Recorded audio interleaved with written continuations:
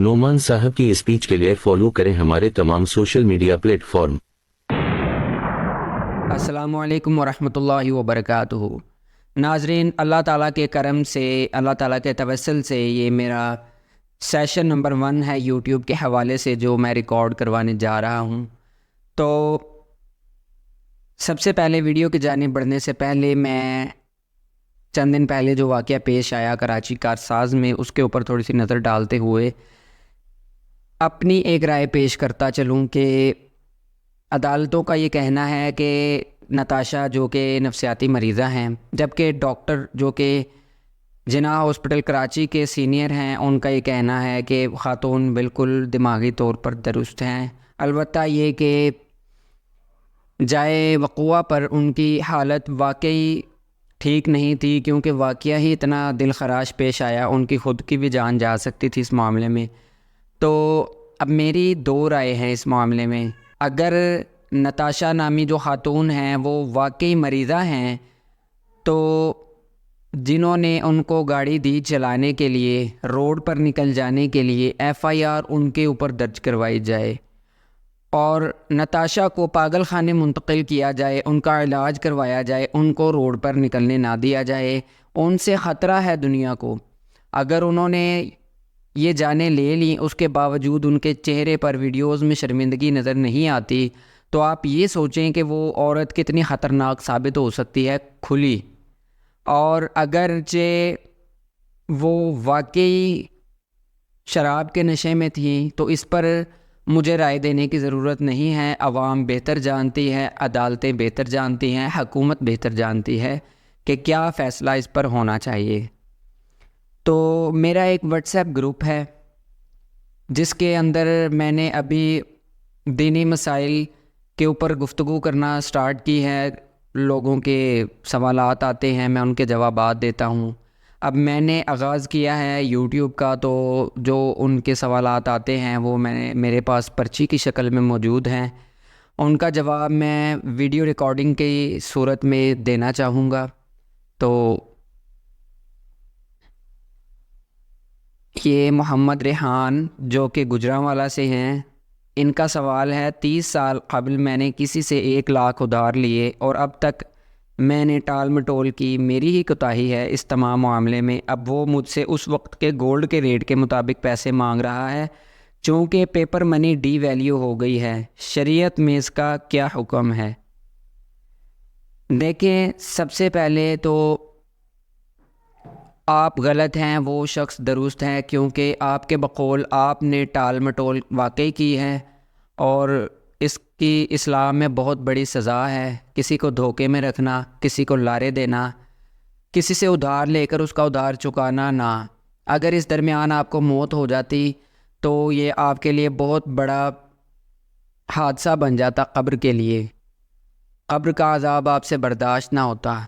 लिहाजा अगर आप ज़िंदा हैं तो आप उसको वाकई गोल्ड की सूरत में, गोल्ड जो उस वक़्त 30 साल कबल जो गोल्ड का रेट था, आप बिल्कुल उसी के मुताबिक पैसे देंगे। वो तय हुआ था या नहीं हुआ था, आपको पैसे फिर भी देने हैं गोल्ड की सूरत में, क्योंकि असल जो मनी है, आप अगर पेपर मनी पर भी गौर करें तो उसके ऊपर लिखा होता है हामले आज़ा को मुतालबे पर अदा करेगा। वो जो अदा करेगा वो गोल्ड है, असल कीमत होती है गोल्ड की।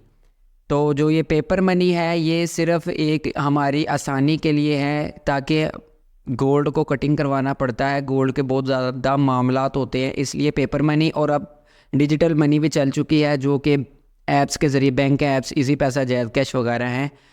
तो आपने 30 साल कबल उनसे 1 लाख लिया था, तो आज से 30 साल कबल मेरे कज़न हैं, उन्होंने 1 लाख रुपए में जो मकान लिया था, उसकी कीमत अब आज के दौर में 27 लाख रुपए है, जो कि 2 मरले का मकान है।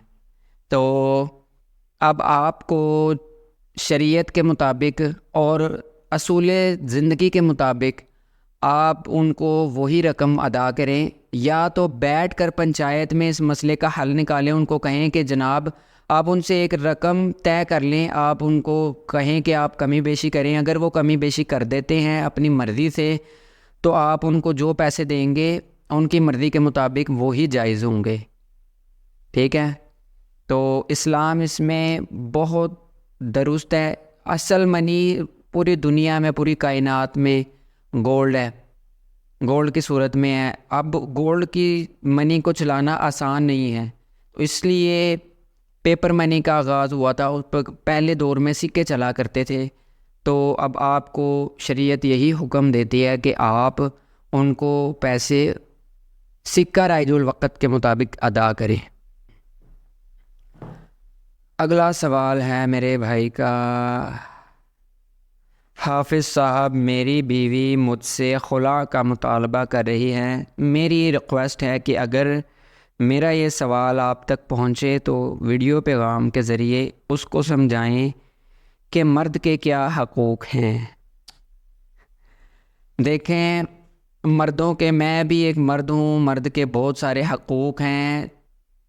بیویاں اکثر اس میں کوتاہی بھی کرتی ہیں، لہٰذا آپ نے اس چیز کو ہائی لائٹ نہیں کیا اپنے سوال میں کہ غلطی کس کی تھی، کیا معاملہ ہے، کس وجہ سے وہ خلا کا مطالبہ کر رہی ہیں. وجہ پتہ لگے گی تو اس کا جواب دینا آسان ہوگا.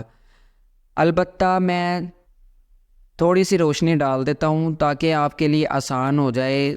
ہو سکتا ہے نیکسٹ آپ کا کویسچن مجھ تک نہ پہنچے. تو دیکھیں، اگر تو غلطی عورت کی ہے تو پھر تو اس کے اندر رائے دینے کی ضرورت ہی نہیں ہے. اور اگر غلطی آپ کی ہے تو اس صورت میں اسلام مکمل طور پر عورت کو اجازت دیتا ہے کہ وہ آپ سے خلا کا مطالبہ کرے اور آپ سے اپنی جان چھڑوا لے.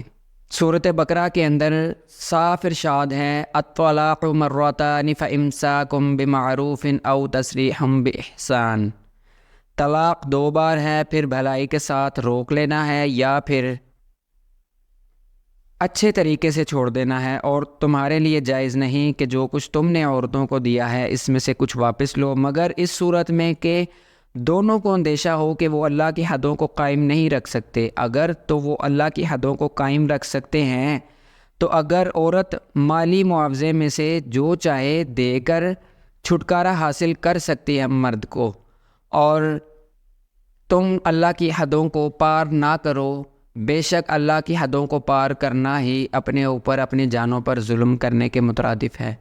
تو عورت اگر چاہے تو صرف یہی نہیں ہے اسلام میں کہ مرد جب چاہے عورت کو کہ چلو بھائی فارغ ہو، عورت کو بھی اللہ نے حق دیا ہے کہ وہ خلا لے سکتی ہے، یہ بالکل جائز ہے.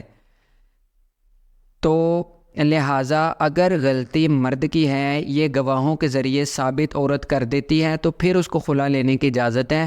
البتہ اس چیز کے بغیر، وہ گواہوں کے بغیر، ثابت کیے بغیر وہ خلا بھی نہیں لے سکتی، کیونکہ اگر خلا کی ڈگری آپ عدالت میں بھی لینے جاتے ہیں تو عدالت میں ثابت کرنا پڑتا ہے کہ مرد کی غلطی تھی، اور مرد کی غلطی اس حد تک تھی کہ اس میں اب ہم آگے اکٹھے نہیں رہ سکتے. غلطیاں تو اب یہ نہ ہو کہ آپ کہیں کہ میرے مرد نے جو ہے نا، میں نے ان کو کہا تھا کہ مجھے کوک کی بوتل لا کے دے، انہوں نے سپرائٹ لا دی، تو اس لیے یہ نہیں. غلطی اس طرح کی ہونی چاہیے کہ واقعی اس میں اسلام اور بڑے اور سب کے مائنڈ کے اوپر یہ بات بیٹھنی چاہیے کہ واقعی اب تم لوگ آگے نہیں چل سکتے.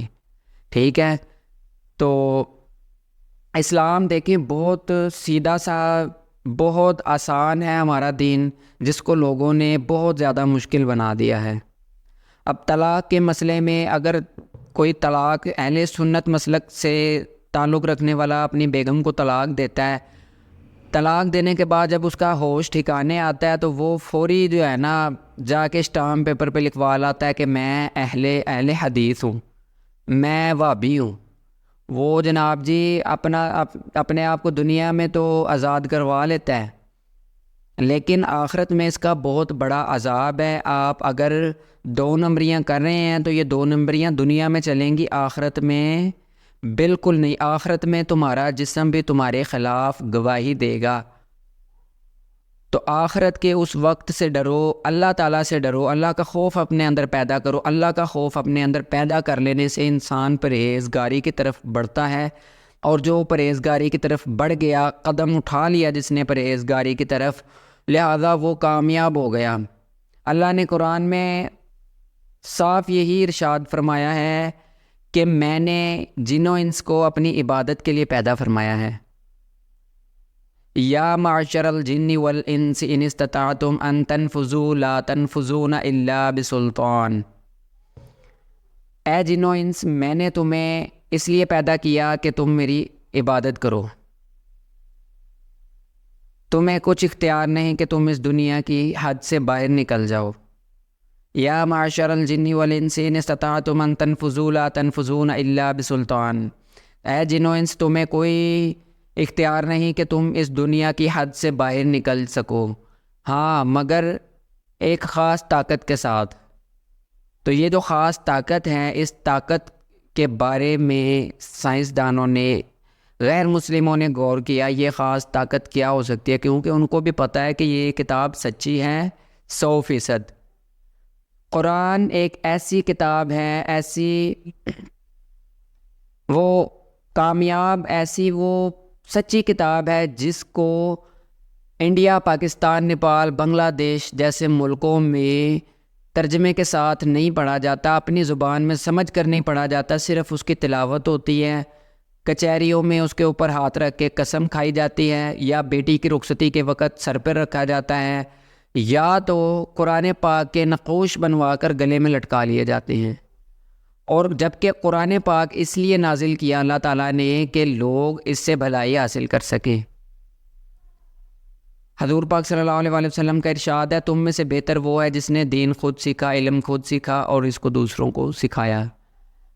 تو قرآن پاک دور کی بات ہے، جو آپ نماز پڑھتے ہیں 5 وقت کی فرض نماز، اور جو اذان ہو رہی ہوتی ہے جس کو سن کر آپ مسجد تک جاتے ہیں، آپ کو اس کا بھی اندازہ نہیں کہ پاکستان کے اندر 80% لوگ، میں بالکل یقین کے ساتھ کہہ سکتا ہوں، اللہ اکبر، اشہد ان لا الہ الا اللہ، اشہد ان محمد رسول اللہ کے بعد اذان کی ان کو سمجھ نہیں لگتی۔ حی علی الصلاۃ، حی علی الفلاح کا ترجمہ 50% لوگوں کو پتہ ہے، 50% لوگوں کو نہیں پتہ، 80% لوگ ایسے ہیں کہ جن کو مکمل مطلب نہیں پتہ، اور 50% لوگ ایسے ہیں جن کو آدھا مطلب پتہ ہے، آدھا نہیں پتہ۔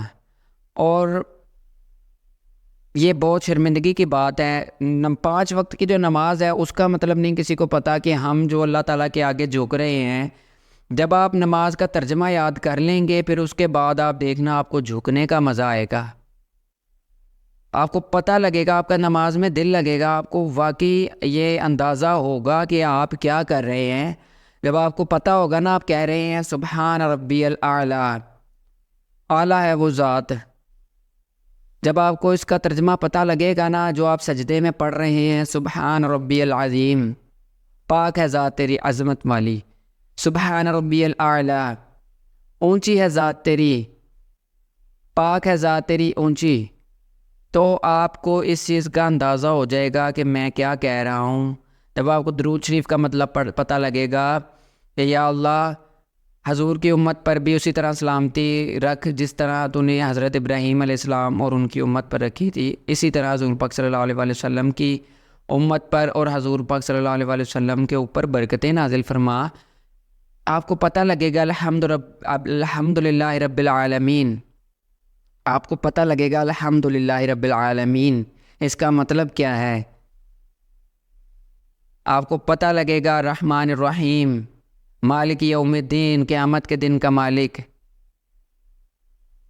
ایاک نعبد و ایاک نستعین، صرف تیری ہی عبادت کرتے ہیں، تجھی سے مدد مانگتے ہیں۔ اس کے بعد آپ فرقوں سے بھی ٹوٹ جائیں گے۔ اہدنا الصراط المستقیم، سیدھے رستے پر چلا، صراط الذین انعمت علیہم غیر المغضوب علیہم ولا الضالین، راستہ ان لوگوں کا جن پر تو نے انعام کیا، نہ کہ ان لوگوں کا جن سے تو غصہ ہے، جو کہ گمراہوں کا ہے۔ تو آپ اپنی اصلاح کریں۔ اگر آپ کو اپنی اصلاح کے لیے کسی بھی میرے مشورے کی ضرورت پڑتی ہے تو مجھ سے مشورہ لیں۔ آپ کمنٹ سیکشن میں اپنا مسئلہ بتائیں، میں اپنا اسکرین پر نمبر دے دیتا ہوں، آپ اسکرین سے نمبر دیکھ کر مجھ سے اپنے مسائل پوچھیں۔ اگر میں آپ کو مسائل بتانے میں کامیاب ہوتا ہوں، آپ ان پر عمل کرتے ہیں، تو یہ میرے لیے بہت بڑے اعزاز کی بات ہوگی کہ اللہ نے مجھے اس قابل بنایا کہ میں آپ لوگوں کے کسی کام آ رہا ہوں، میں انسانیت کے کام آ رہا ہوں۔ اور اگر کسی کو یہ لگتا ہے کہ میری بات درست نہیں ہے، تو جو میری بات درست ہے وہ مان لے، جو بات درست نہیں وہ نہ مانے۔ اور اللہ کے توسل سے میں صرف قرآن حدیث کے حوالے سے صرف بات کروں گا، نہ کہ بونگیاں ماروں گا، نہ کہ میں دوسرے مولوی حضرات کی طرح جو کہ حوالہ بھی نہیں دیتے، کچھ بھی نہیں بتاتے، بس یہ کہتے ہیں ہم نے جو کہہ دیا وہی سب کچھ ہے، اسی کو مانو پیری مریدی۔ نہیں، میں اس طرح نہیں کروں گا، ٹھیک ہے؟ تو اسی کے ساتھ دے مجھے اجازت۔